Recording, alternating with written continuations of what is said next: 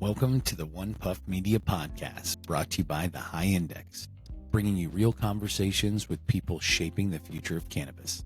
Join us weekly to go behind the scenes of tech and innovation powering the plant. Come roll with us. Hey, welcome to this episode of One Puff Media. Today's guest is Kevin Gannon with VFI Technologies. How are you, sir? Can't complain.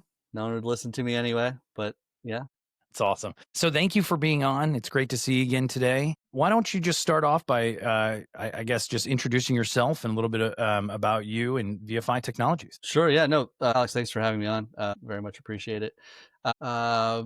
Mid 40-year-old, what are we calling ourselves? The Oregon Trail generation at this point. Right? Did multiple times in life, found myself in cannabis, right? I started as I went to college, got a degree, enjoyed myself as a New England boy, wanted bigger mountains, sold everything I owned, drove across country, found myself in Wyoming, living in Jackson Hole, in Jackson, trying to be a ski bum, and then realized that you have to pay for that too. So It's expensive on those lifts. God, I think that their season pass now is up to $3,000 somewhere in that area. It's pretty ugly. But yeah, so I ended up wanting to work, but also wanting to play really hard. And that pushed me into hospitality, working at and managing bars and restaurants. Got yanked into working for a brewery, which was a fantastic experience. Worked and helped run a pilot and research and development brewery called Tie Me Up, which was a Thai fusion restaurant and the research and development brewery for Melvin Brewing, which was really quite the experience. I don't know if you ever heard of Melvin. No. Small little, think like 30 seats in the bar area, 40 seats in the bar area, and then another, I think like 17, 18 tables, mix of twos and fours in the dining room. We only played Kung Fu on the TV. I like that. Only hip hop on the radio. I had a working relationship with Wu-Tang Clan. And yeah, I mean, just a bunch of knuckleheads having a lot of fun. The founder, owner, and all things crazy, Jeremy Tofty kind of spearheaded that. He had a fantastic brewer named Kirk, who just evil genius out of California. And so I ended up getting to work with those guys, had a lot of fun. And being from New England, at some point realized that life wasn't going to wait for me. Started gun off a minute ago. And the future wife, who I was with at the time, was like, we're moving towards the Midwest or the East Coast, one way or the other, and you're coming or not. Melvin actually decided they were going to open up a brew pub in St. Louis and offered to pay me to kind of relocate. So got into the Midwest. My wife's a Purdue grad with a plant science degree. And I had been working for a vertical greenhouse in Wyoming that had been doing some really wonderful work and got yanked into working for a cannabis company. And this was right about the time when COVID just kicked everybody in the teeth. Well, it's an interesting time to pivot, right? And I'm sitting here going, look, I had a fun experience, right? COVID's happening. I'm in the suburbs of Eureka, just outside of St. Louis. One of the owners got this huge bus that he's like skinned with all of our characters and everything, built out the whole inside. There's taps on the side. We're driving around neighborhoods that are like soccer moms and dads who are now working from home, playing like Ghostbusters. Like, who are you gonna call? And like selling cans and growlers and to go like food, at the side of the bus. And that was really fun for a while. But at some point it was like, is this ever going to change or end? Where's the trajectory? And at that point, I kind of started thinking about what was next. And my wife, more twists and turns than we have literally time for it today, but ultimately, end up kind of working in cannabis beside my wife for a while and realizing that it was a lot of fun. And look, I've been getting high since I was, smoking in dugouts with like modified pipes of electrical tape, but the metal days. God. But I realized that the business aspects of it were a lot of fun and that there was real structure that was being built out and that it was probably going to be a potential career. And what else was I doing? So let's see. right? Yeah, why not? Now, was your wife's degree from Purdue in plant science, was that for cannabis specifically, or just she got an agricultural degree in plant science? She got an agricultural degree in plant science. She worked for Dow Chemicals for a little bit. Then she worked at the Indianapolis Zoo doing like habitats and all sorts of things Oh, that's cool. there. And then she was working for, landscaping. I mean, you know how it goes, right? Like you're an English grad, like I was an English grad, right? Like, what do you do with that, right? So you're a plant I think science about that all the time with all the degrees nowadays. So she really bounced around and was able to kind of parlay her experience into, she was working on like helping with gap certification and data models for a vertical greenhouse that's it's like 1/10 of an acre on the side of a parking garage in Jackson that does tomatoes, microgreens, and lettuces. They've actually expanded. They've got a new location in Maine from what I understand now too. Very cool company. But yeah.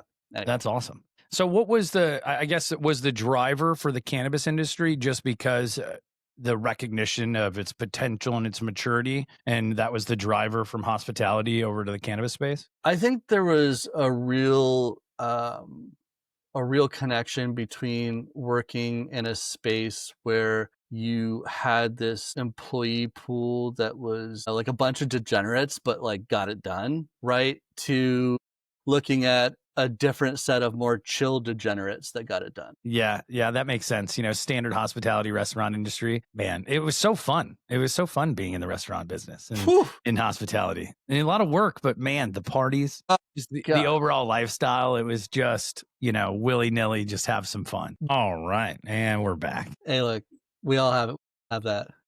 Yeah. So I mean, the hospitality industry, it's incredible. I think there's so many true, authentic people, and quite frankly, I think everyone should serve tables at least once in their life. It's part of their prerequisite to jumping into a career. Man, you shouldn't be allowed to eat out without having done it. Gosh. I think most people just lack empathy or just like an overall broad understanding of what other people are having to do to provide the level of service they get. So it's always yeah, it's look, there are so many hardworking people in that industry and so many of them that don't get recognized. I mean, I think that in today's culture with celebrity chefs and kind of that like, Bourdain factor that changed, right? I think that there is some recognition for some of the higher level restaurants, but I don't think there's enough for those, churn and burn restaurants that are doing 400 plates a night with 3 guys in a line that are literally killing themselves in an open kitchen that would rather walk out and beat the hell out of the corner table than serve them their burger without whatever they asked for it to not be on. right. Like, you have an onion allergy? F you. It's like, oh, you have a insane. gluten allergy? How's that beer? Yeah, I mean, it's interesting because the line cooks, the kitchen staff, they're so underappreciated, like you said, unless it's in some big chain restaurant, they get that exposure and they get the recognition. But man, people have to work so hard. It's not like you can just take a break whenever I mean, it is a grind throughout that dinner service, that lunch service, and those rushes. It's interesting because it's similar to the cannabis industry. Most recognition is all get piled on to the licensed operators and the people at the top, but people are just overlooking the grind that the harvest technicians have to go through, that the floor managers of the dispensary have to go to, the inventory components of it. There's so much, the bud tenders. So did you see when your transition over to the cannabis industry, was it an immediate kind of, wow, there's a lot of apples to apples comparison here? Yeah, there was a wow. I traded this set of knuckleheads for this set of knuckleheads, right? But there was also, I think there's a new passion, right? Like, there's the folks that are legacy, right? That have been growing or manufacturing in their basement or closet or whatever since the late 90s, and are just so excited to share what they've been doing in a way that they just couldn't before. Right? Yeah. Instead of being like sitting around some shitty Foot Locker, sitting on a futon, like breaking out eights, now they're like, look at this terpene profile on this flower that I've got testing in, low 30s. I'm so excited to hit market with it's just a different space. Yeah. Oh, I bet. So was your first role in cannabis, was it with VFI technology? No, my first role in cannabis was underneath my wife. At a cultivation and manufacturing facility here in Missouri. They're located in Vandalia. which when I say we live in the middle of nowhere, it's like, man, I am not kidding. We live in this small little town. We live outside of the small little town called Perry, Missouri, because I wanted to live close to a lake, right? So we have Mark Twain Lake right here. I'm very close to kind of, where Mark Twain was born, and Hannibal, Missouri, like that area. Town is 625, and I live 2 miles outside of it. Right? Farm road with 3 houses. That's awesome. Closest friend, live on the road. They're just amazing, amazing folks. Really, really welcomed us into the community. I mean, they've taken me to feed the cows and, all those things. Wife's facility is, and for what it's worth, we had babies within 3 weeks of each other. So it's just been a wonderful experience. Quite honestly. It's awesome having that kind of camaraderie so close. It's awesome.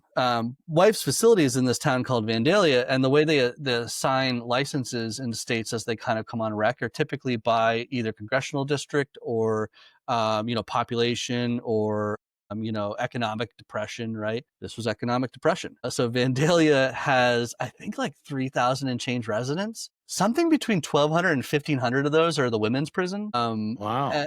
And, then there's 2 cannabis facilities, right? My wife runs one of those. And so she was building out staff early days, had her cultivation director, manufacturing director, some initial folks, right, to help with that had probably been defoliating plants since the 60s. And really just didn't have a plethora of potential employees that had computer skills, right? And so she needed some help with someone that she could kind of direct and point towards compliance and point towards really assisting the rest of the staff with understanding metric and understanding operations to keep the facility with the all important license intact. Fun times with metric. So with a population of 3,000 or so, and then you got 1,500 of those with the women's prison, which is wild. What does that look like for distribution for you guys? Obviously, if you're growing at even a moderate rate, that's way more than those amount of consumers. So I'd imagine the distribution for that facility is probably statewide. And yeah, that makes sense. So after you got started in that facility, how long until you transitioned into the ancillary space with VFI? Sure. Yeah. Well, a couple friends of mine always used to say, I'll give them credit. Donnie Pereira always used to say, as the bud turns, right? So there's just, it's a revolving door of friendships and relationships, and who knows how things, maybe we're going to buy you, maybe we're not, right? In cannabis space. VFI is kind of it was a technology company that was built out of an internal need, internal desire to have a leg up on other dispensaries in kind of the space that they were operating in. So basically the Besame wellness dispensaries that were around the Kansas City area, as they were kind of licensed or applying for licenses, they were trying to find a way to understand the best tech stack that they could operate. And the intention initially wasn't really to build any particular platform or programs, but to identify the best in class, put them together, manage them, help kind of the dispensary operate at its highest potential. And what they found ultimately was that there were some real cookie cutter solutions out there that provided you're the exact same as this guy, as this guy, as this guy, and everything kind of cannibalized itself when you were searching online. And then there were a few other operations that had a little bit more boutique level support. And when it came to POS, at the time there were Dutchie, iHeart, Jane, I think Ease, and Trees. And so they found Trees in California. The folks from the Earth kind of introduced the tech team to that. And they realized that they were going to need to build an e-commerce to sit on top of that to avoid just being another, being in the barrel, right? Yeah. And with the time, with the licensures going at it, they built an e-commerce to sit and be super tightly integrated with Trees. All that happens, dispensaries are operating, going through, and they're looking for that vertical connection, right? How do I get flour and margins to market in a space that makes everybody happy? And so they were communicating with Carrie's facility, my wife's facility, and Vidi Desai, who's honestly, is the best boss I've ever had. I'll tell anyone that. I mean, he's just been the coolest person to work for. He and I had some conversations about looking at implementing an ERP and some other things into the dispensary or into the cultivation facility that my wife was at. He ended up just wanting to have a side conversation. So I had a side conversation like, hey, oh, would you ever, I know this is touchy, but would you ever consider not working for your wife and coming to work for us? And yeah, I mean, we talked about what they were doing and how they were doing it, and it just seemed both like an opportunity to do something new and different, but also to really learn. There's so much in the cannabis space beyond just understanding kind of how to operate or work in a facility. There's all the like interconnected pieces, and that's kind of where I wanted to live. And Carrie was like, yeah, it looks like a really I can't keep you here doing this stuff. I get it, go have fun. So yeah, I've been working for Video ever since. About 4 years ago. That's awesome. And what is your, excuse me, what's your role like on a day to day? Sure, yeah. Boy, we got a lot of hats. All the hats. Yeah, all the hats, right? We don't have crazy support calls just because it's been really like tightly integrated. We're working now with both POSs, Trees, and Kova. We support clients in their needs, kind of understanding like the different releases and features that we update them with. So I think for better or worse, the most used or paid attention to features in this type of work is really just how you're presenting discounts. And I think that is discount to the consumers at the dispensary, you mean? Yeah. And I really think there's a good and bad piece to that, right? I think every state, as they go rec at some point, races to the bottom, which hurts everybody, right? Ultimately, probably hurts the consumer just as much, right? Because your product eventually has some degradation, right, in value because corners need to be cut. But yeah, I mean, I dispensary clients will talk to me about, hey, like I'd like to try and do this. I'd like to try and meet my customer where it's at, and so just working with them to understand what's available for them now, and then also talking about the future. What are they looking to have in development? How do they want to continue to push that envelope? We're more of our system was literally built for ourselves. We had zero intention of selling it. Like, I mean, there was none. Like, my job fully was to support the Besame dispensaries. That we got really lucky, and there's a merger occurred. Besame got picked up by a big dog. Suede Cannabis has come in and enveloped those dispensaries, and they've been a wonderful set of folks to work with as well. But now I can kind of push this e-commerce opportunity out to other dispensaries throughout the country. Next big push is going to be Minnesota, quite honestly. Sure. With that coming. But yeah, work has kind of pivoted from being this like all-encompassing fishbowl to now like, ooh, the world's our oyster. Let's start talking to everybody. That's awesome. Yeah. So the days of HR and compliance roles, did they prepare you to working into tech, to bridge that? I think so, yeah. The HR roles, look, teaches you to not do stupid shit. You're gonna be a far more conservative employee, when it comes to going through some kind of HR role, I'm sure. Yeah, boy. I'm sure, like, we've all seen stuff, right? We're all in our 40s. You've seen people do things where you're like, that wasn't just questionable. That's whew.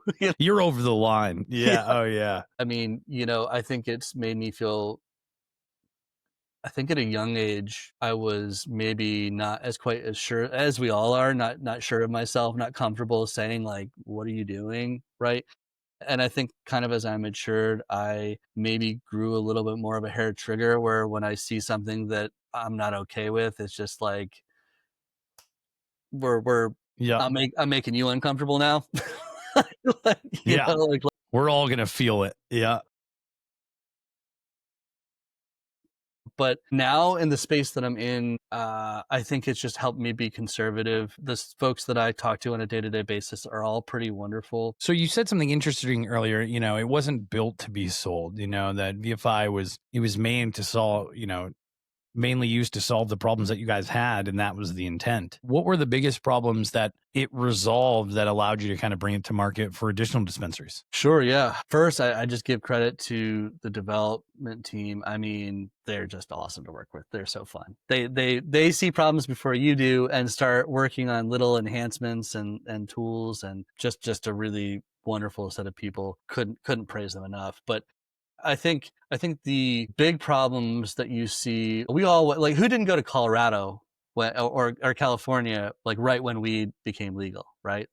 Everyone was like, I could go catch a show there because weed's legal. Like, am I going to go to Ohio or am I going to go to Boulder? Like, All day. That's an easy no-brainer. right. Yeah. So, well, you start ordering flour or your product online. And what's the biggest problem that was happening to start, right? Is you order it, you get there, they don't have it. Now I've got to shop all over again, right? And does that mean that what I'm looking at for these clients, or for these dispensary licenses, when I'm looking at their menu, does that mean that the menu is worthless, or is it just a representation of what they might have, right? Like, Interesting. and I think that might have been the biggest issue, because ultimately, what are you trying to do? You're trying to give your customer, the people who are shopping for product, the best experience that they can, trying to make them happy, trying to make them come back, trying to have them want to come back, right? Because when they want to have a more personalized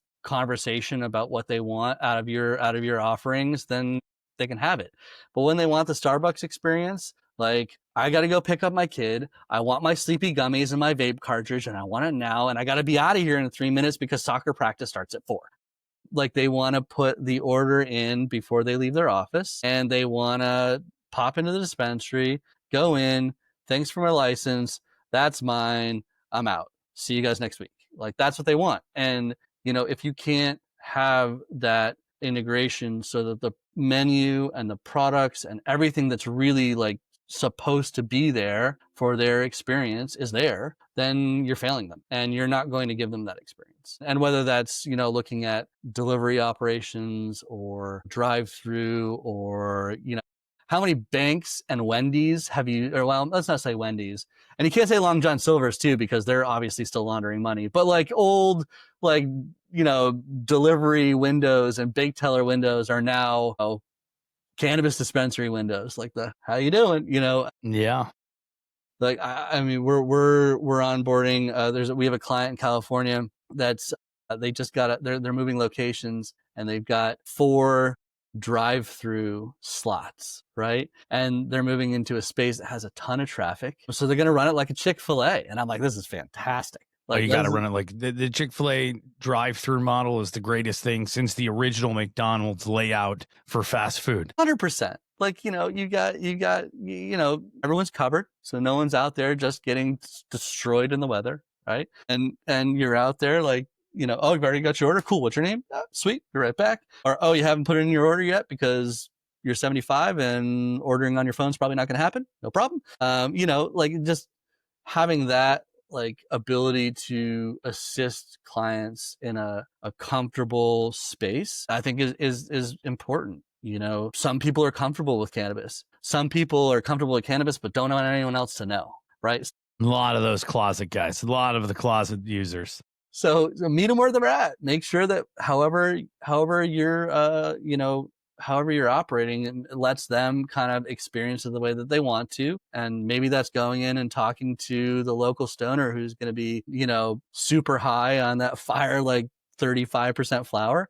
Or maybe it's just being like real quiet and just in and out of the bank window, picking up their nighttime gummies and cannabis honey for Sunday afternoon, right? Yeah. Do any of those banks still use any of those chutes? I feel like that'd be really valuable. If I can just drive up, scan my ID, and then just shoots down, I grab my bag and get out of there, that'd be dope. I am under the impression that this client in California has those, and I asked him if they were running, and he was like, I'm not sure. And he's like, if they are, it's something we're going to explore. He's like, they exist, they're there. But whether or not they have like the power, and then there's like the whole compliance factor of like, you have to check people's IDs. But it's the same as, when we were kids watching our parents like throwing their ID and check and just, and away it goes, yeah, right? for sure. I mean, I think pharmacies, specifically Walgreens, could really take a playbook out of Chick-fil-A or old school banks with the shoots, because it takes so long to pick up a prescription, just a normal drug prescription through a drive-through. It takes forever. And maybe I'm not in quite a small town as you are. We got about 9,000 people here, and I live right on the outskirts, the side outside the town. But even still, like, it's not a huge place, and we have one big pharmacy in town, and it takes forever. Yeah, It's brutal. No, I feel you. There's a CVS or there's a Walgreens in Hannibal, which is about 45 minutes away, and they have one drive-through window. And if you go through at the wrong time, there's 6-7 cars in a row. And if you see 6-7 cars, that's an hour. For sure. It's brutal. It really is brutal. Man, I hope they figure out a way to use those, because I could think in states where it's a little bit more rigorous. Here in Virginia, when we go to the medical dispensary and we go to purchase our product, we don't actually see any product. We have one iPad or, however you're ordering it, depending on which one you're at. And then you have to wait, and someone goes in the back, similar to, an actual pharmacy, and they'll, fix your order up and they'll send it back. It'd be far more efficient if, the bud tender places it and then shoots down out of a chute right to where they're standing. But I guess it's short lived, right? Because that is just a temporary process that will eventually go away, and you won't need 100%, 100%. I actually, I don't mind that delivered to the customer, but I actually really do like the fulfillment room model.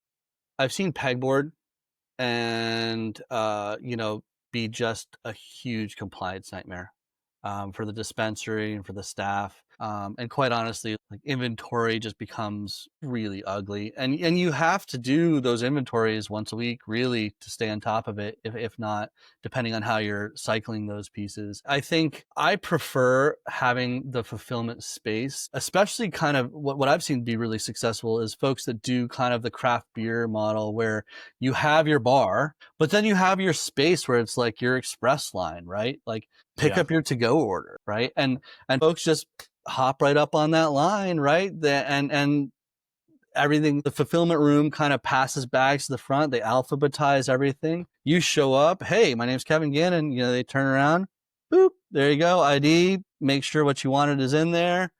Have a great afternoon, and I think that is really important, because if you build any infrastructure, it's probably going to become obsolete. And there's something that I haven't even thought of, that people haven't even thought of, that's going to be the new thing. And I ultimately think that having that, like, controlled space of the fulfillment room is probably easier to move to that new thing than kind of having different structures, in my opinion. Yeah, that makes sense.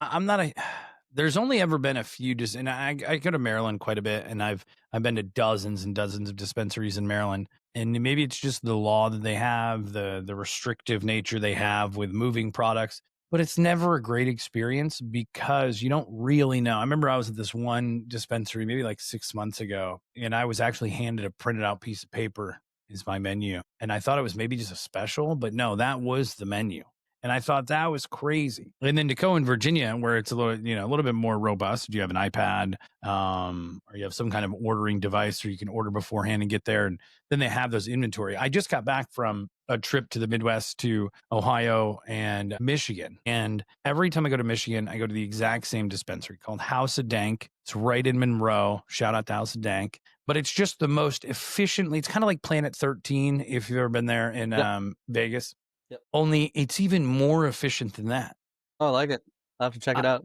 Yeah, no, it's great. And I think it's just because of how clean and organized they have it set up. They have probably 15, 65, 70-inch TVs that wrap from the ceiling down every corner that you can see. Kind of reminds me like, how they do it in hockey or soccer, where they wrap the fields. And that's what it's like. And each one shows something different, and it always transitions. So it's, this tier product, this tier.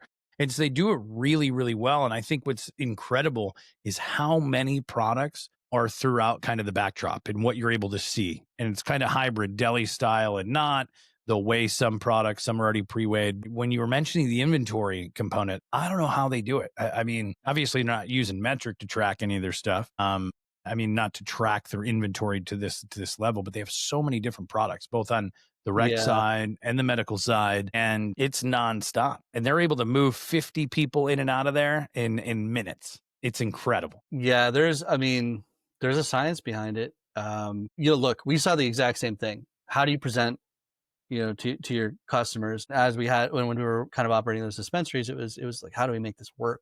We have a tool, it's called Oriole TV. It's actually being used by some doctors' offices and some other entities out there that are outside of the cannabis space. But it's a tool to kind of present videos, marketing tools, and then also within our e-commerce platform, we have a live URL generator so that you can pull, hey, I'd like to show flour on this TV and carts on this TV and that's edibles awesome. on this TV. And so you can kind of do that. And then, I don't care if you have 100 TVs or 4, it doesn't matter to me.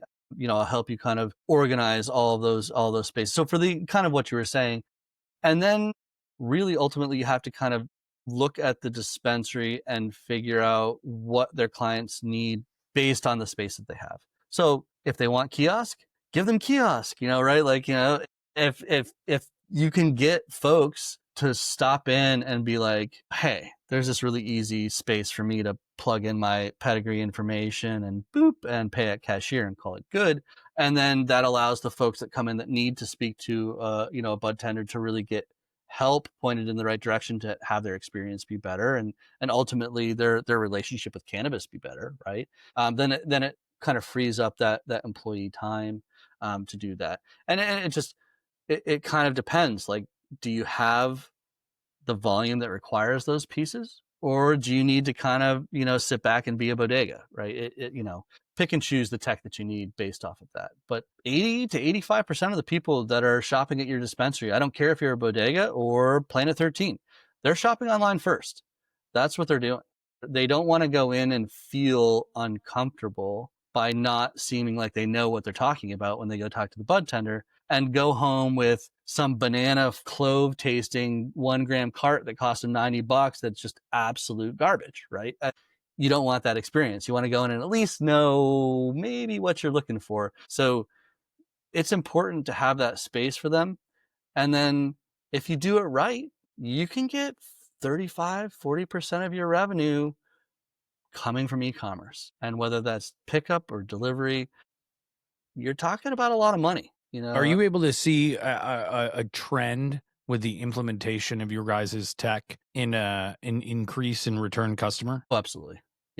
Yeah. And so I guess with that, what really differentiates your guys' system versus older tech or older POS or compliance tools? Well, look, there are a lot of really good solutions that are out there.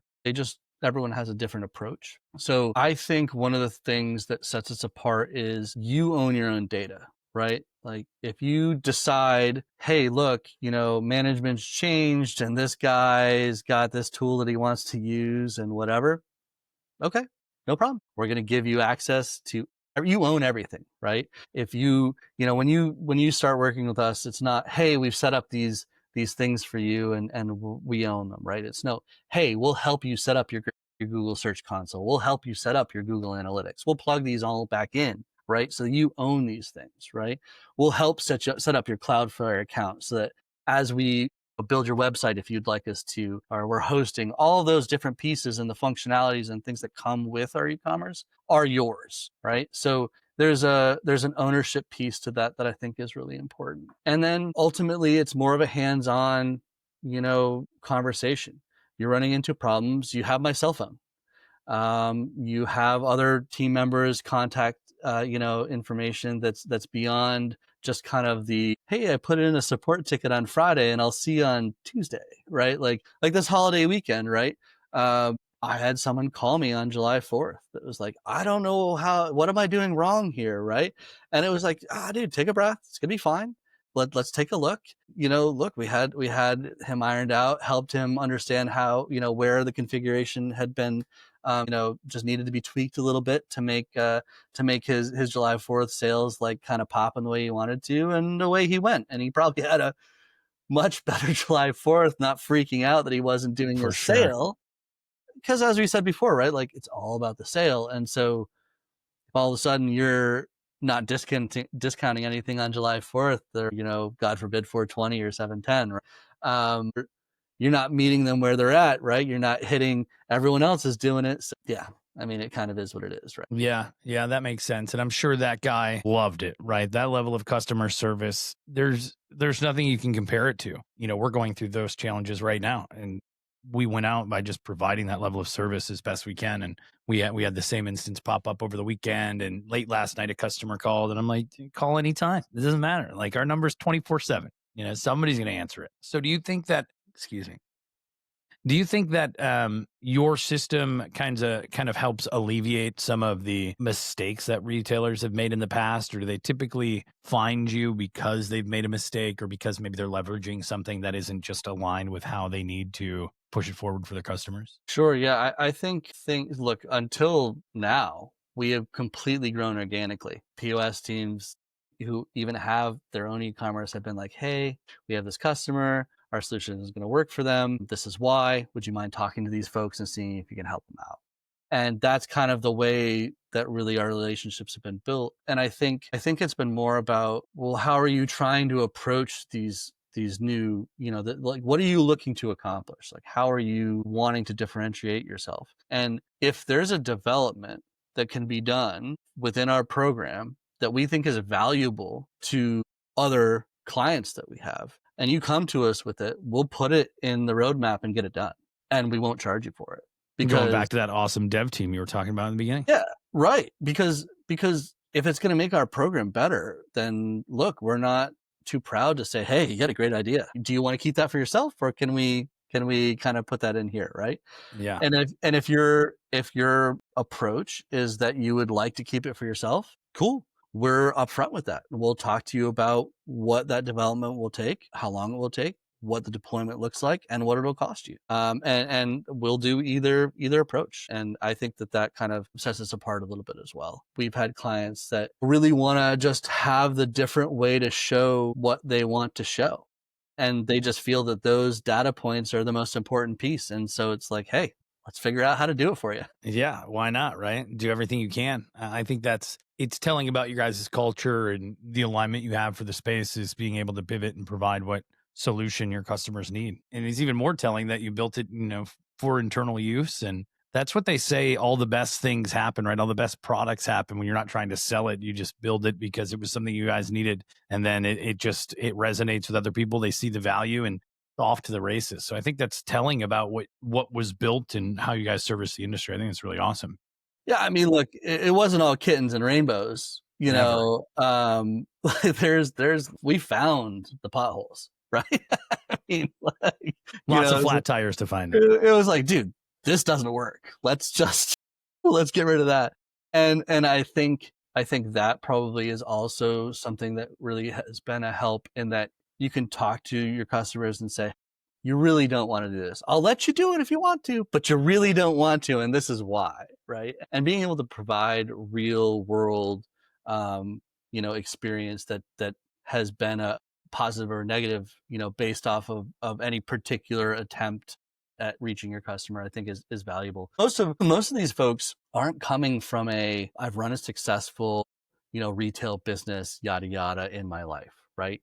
This is, former pharmacists, former legacy growers, guy who had a successful muffler business, right? Like, I mean, dude who ran a liquor store is probably the closest to being able to understand what's going on. But then there's a level of compliance that exists in cannabis that makes liquor sales look like, Vegas on a Saturday night at 3 a.m. Like, it's just, they're different animals. And I think that everyone needs that little extra, like, hey, it's going to be okay. It's scary at first, but get your SOPs in line and you'll crush, right? Yeah, man, the SOP component, I think about it all the time, just from any startup, especially when it comes to consumer facing startups.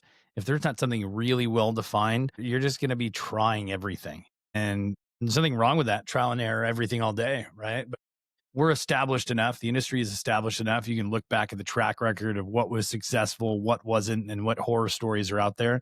And it all really starts with not having things defined before you jump into it. SOPs are critical. Yeah, if you don't have at least some structure, you're giving it away. Yeah, 100%. 100%. What do you think the hardest parts in the cannabis industry are on the operation dispensary side with managing the inventory or managing compliance and staying aligned with metric? Is that like a big challenge you see for most operators? I think the biggest challenge is just having an understanding that not everyone on your team is going to understand every component of the different pieces of your tech stack, and understanding that you have to have a dedicated individual or individuals whose job it is to understand those components, right? Because there's still a human element, right?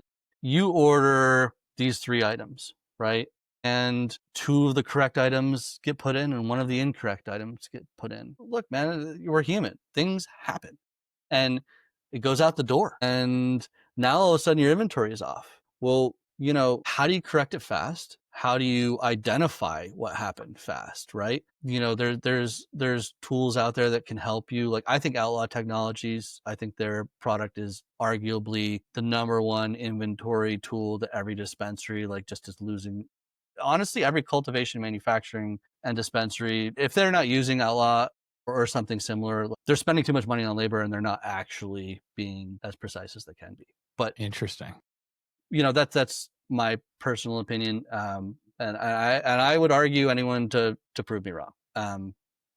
But I think that you have people that know how to use those programs and understand your e-commerce, understand your POS system, understand your inventory tool, and then are able to communicate with the support teams for each to help iron out issues, right? Because you had an incorrect sale go out the door. What's the proper way to get this back in, remain compliant, report it to the state, get my inventory right so that it's correct again in my e-commerce, correct again in my POS system, contact the customer, whatever is required. It's not just hey man, we gave you the wrong joint, bring that back, right? Like that's really just not the way it works. And No.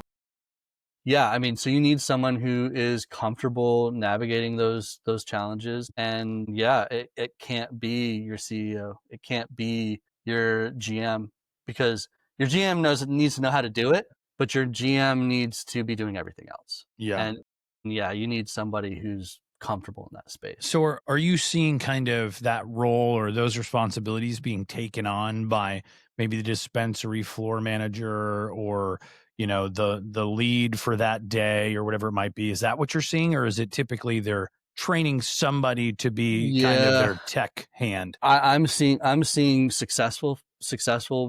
I'm seeing unsuccessful businesses not have that place. And we're back there. But that does make sense that you need someone who's technically savvy.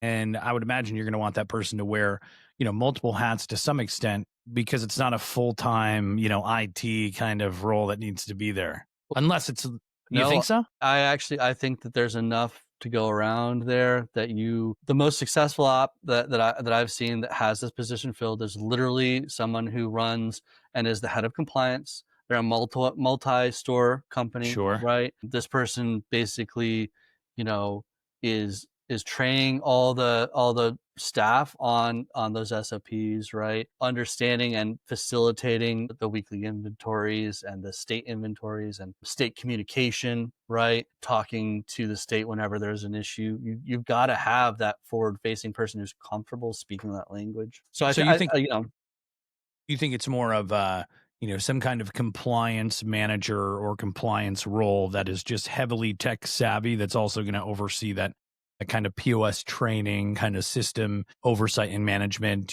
for the actual employees. That makes sense. And you don't want to lose them. That's a brain drain you can't lose. That's why it's its own space, because you have to pay them. Yeah, there's no way around it either. You see similar things happen in other industries where you think that, hey, this person came on, they're replaceable, and and then you spend so long looking for that replacement, and just your employees are spinning around. Yeah, because the GM's doing it while that person's not there, right? Yeah. And then everything else falls to the side because they didn't realize how much that person was doing. That's when you really see the value of that employee. You're like, oh, gosh. So I guess knowing that these compliance folks, that you need to have some kind of dedicated staff, especially for a multi-state or multi-store operation, what cannabis tech do you think is the one to watch most closely coming up, as far as whether it's on the cultivation side or the dispensary side? I think the biggest change to cannabis in the next few years is going to be push notifications. I think it's going to be the way dispensaries communicate with their customers, both on kind of what they're offering, but also kind of like status updates, right? Like right now, there's a level of 4-letter word here that goes with 10 DLC registration and texting your clients and cannabis that is just like the biggest headache you've ever seen. It's a nightmare, and you get it going and it works great, and then you get a new regulatory individual and things change. And it's a little bit more often than you'd expect. Goalposts have been just moved left and right, and full companies just stopped operating the space. I mean, I can't even remember what it was at some point. It was one program, then it was Twilio, and now it's Telnix, and like who knows what it'll be next, right? And Yeah. I think the push notifications out of apps are going to kind of increase brand loyalty, increase return customers because of the comfort and expedited experience that they're probably wanting anyway. And then the ability to, I put my order in, and what do you do when you're tracking your order, from Starbucks? Oh yeah, it's ready. I'm gonna go grab it. Like let's give them the same experience, right? Yeah. Let's not take away let's talk about it if you want to, right? But let's not force you to talk about it if you don't. Yeah. Like, if you got places to be, you got places to be. If you want your grape gas, 1 gram fucking rosin, you know what you want. Have a Yeah. good Come and Thursday, get it sir. and go. Yeah. Right. 1 minute in and out.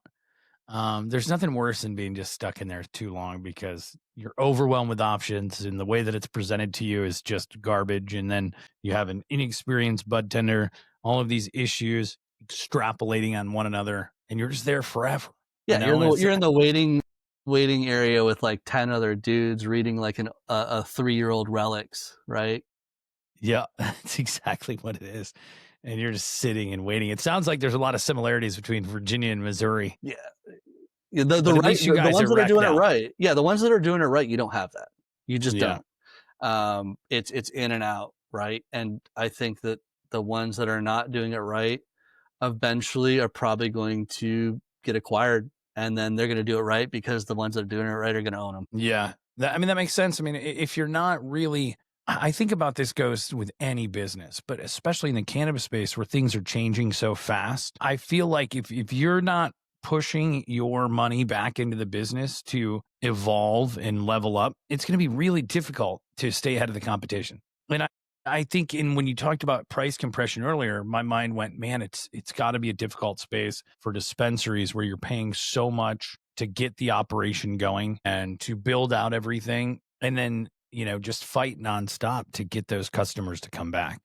I really think personally, I think the biggest pain is for the non-vertical operations. It doesn't matter which one you boutiques. are, whether you're cultivation or you're manufacturing or you're a dispensary. If you're not in some form of vertical, you're fighting all the time. If you're a cultivation facility, you want to get your flower on shelves, no matter how far it is or fire it is. Like you got to sell it. You got to sell it in a way that like you're not going to get that shelf space if you don't have that relationship. If you're a manufacturer, you're not getting raw material from a cultivation facility without paying a premium and then killing your margins. And if you're a dispensary, you're not getting the good product because it's all going to the facilities that are involved in that vertical relationship. Because most people, I would imagine, are trying to push their products directly into those MSOs with the dispensaries because they know they have the best prices and the best foot traffic. So they tend to push their products there. I mean, that makes sense.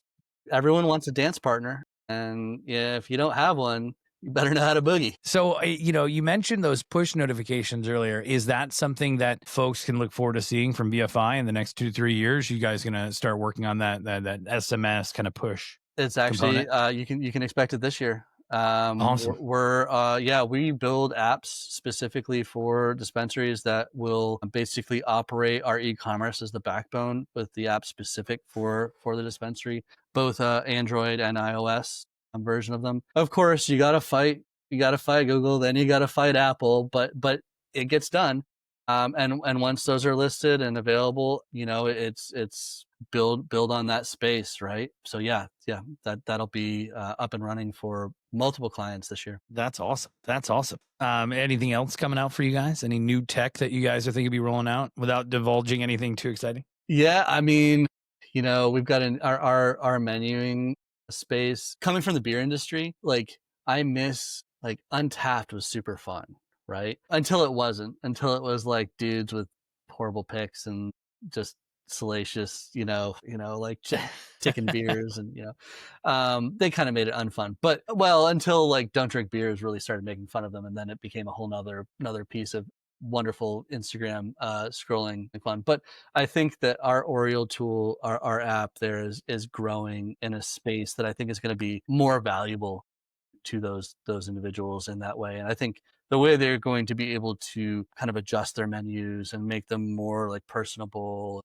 and do that and at a cost that's just infinitely cheaper than kind of what else is out there, I think is really a testament to our dev team and what they've done and how they're running it. So I'm excited to get that update into everybody's hands. And then, I mean, really, I'm just excited about Minnesota. The Missouri market has been just so fun. And I see a lot of really interesting comparisons, to that market up there. You have a educated, very comfortable with cannabis population. You go up there right now, you're driving around Minneapolis, like everything's got a pot leaf on it. People are smoking outside. It's just like no one cares. It's very comfortable, but it's not in your face. Yeah. And I think that you're going to see a really healthy market up there, and with a lot of very passionate, intelligent folks. And I think that there'll be some boundaries pushed, and I expect to see some really cool approaches to both cultivating and marketing and selling cannabis up there. It is going to be an exciting market. I think about some of the other ones coming online. Kentucky would be interesting to see, but it's definitely not going to be as fun as that, right? Yeah. Different beast. Outside of the, I guess that those push notifications, is there anything else you think the industry is really lagging with right now as far as the tech and the dispensaries or anything like that? I think that there are solutions and so many different solutions that are out there that are kind of having their own little amazing piece, right? And I think that there needs to be more awareness out there for some of these, right? And I think that if some of these operators were able to have a better idea about what's available for them, you might see more businesses survive, more of the market mature in a way that isn't towards consolidation, but towards finding the new shiny thing all the time. Yeah. Right. Well, that's one of the things one of the reasons we created the Hyde Index was to have that ancillary component, not even just the ancillary side, but a way to really unify everything into one system. And I think you're spot on. Most operators can't just Google, new packaging or new batteries or new dispensary POS. I mean, you could try and you might be able to find a few things, but most of the companies, especially the ones coming out, they're not going to be trending on any Google, especially when it comes to, just standard POS or whatever it might be. And so I think that's really interesting because we're been toiling the idea of just giving our system away to licensed operators so that they really have this unified system, because it's not where we live and breathe as far as our consumers go. And those business types. So we think we're going to roll that out next quarter, just because I think you're spot on. The more access to more businesses, more information, to have it, right there, you can make better informed decisions. I totally agree. I think, first of all, like obviously we started checking you guys out here not too long ago and have enjoyed it. And I would love to see that, like the yellow pages are dead. Yeah. Long live the yellow pages, right? Like, I mean, 100%. We're bringing it back, baby. Yeah. Like, look, if some of these operators who don't know who to talk to have the ability to go and say, hey, look, I'd like to mall directory, look up, what is going on. These are the 15 places that like have taken the time to reach out. That means they have something to offer. I'm going to look at those spaces, right? Like, I think that's a great idea. I'd love to see y'all do that. I think being able to connect those, The other thing that I think exists in cannabis, and I'll say this, I think the cannabis industry there's a small faction of folks who are, oh, I'm not going to give you my recipe. Dude, you're using Athena Grow. Shut up. We still are. Well, we might have missed that pretzel conversation. That's all right. But no, I do agree with you. I think that the commodification of the product and spaces that people want to hit, like as Uber becomes even more used, right? Like, oh, I'm going to Uber to the theater and I'm going to buy my 50 milligram bag or 15 milligram bag of cannabis popcorn. Yeah. And I'm gonna sit here and I'm gonna watch the new, Marvel movie, and I'm gonna get out and I'm gonna Uber home or Uber to the next space, and I'm gonna have maybe a mocktail and a 10 milligram soda, and gonna keep the glow going. And I'm gonna wake up tomorrow with no hangover and Feeling fantastic. Fully remembering your movie. Yeah, I think maybe having one beer that I loved on the way, right? Yeah. You see so many movie theaters now that just provide alcohol. It's just become a normal thing, at least around where I am, whether they serve food to your seat, booze to your seat, or you go out and get it. It's definitely become the standard. And I think that trend will definitely continue to shift as we're talking about THC and CBD drinks and consumables, no doubt. I just saw we went a little over time. I don't mind, but let me ask you, what as we wrap this up, what's one piece of advice you would give a dispensary operator right now as they're looking to either open or scale? Don't be shy. Go talk to everyone you can. Ask them what they're doing, because there's a level of not reinventing the wheel that will help you be successful. And there's so many different ways to do it and be successful. Don't be too proud to go talk to folks who are doing it, because they will help you. And the cool community. And really, really do the work and trying to understand how you want to do what you want to do. Lay that foundation thick, because that's the way you'll be successful. I love that. That's amazing. Best intro I've heard so far with all of our interviews. It's great. Nah, thanks, man. Where can people connect with you, connect with VFI? How can people get in touch with you? Yeah, welcome to hit our website up, vfitechnology.com. They can hit me up at kgannon at vfitechnology.com. I'm all over the socials, right? If you're hitting me up professionally, Indeed. If you're gonna come hit me up on the other socials, I gotta be honest, I keep my Facebook and my Instagram more for family oriented pictures and stuff like that. But I think more people should do that these days. Yeah, that's maybe one of my biggest pet peeves about work and socials. So yeah, Indeed. The expectation of using it for work, right? Yeah. I know exactly what you're talking about. I try and keep the Facebook more family, LinkedIn for work, and Insta is kind of, I never used to use it. So I created it just for work purposes. That's really interesting. I am a Indeed for work, or not yet, not Indeed, LinkedIn for work. I do Facebook. I allow work things to come into there because people want to connect, and it's the one that everyone's had for the most time. And so maybe it's the most expendable at this point for me, even maybe. And my Insta is you gotta know who my parents are to be on there with me.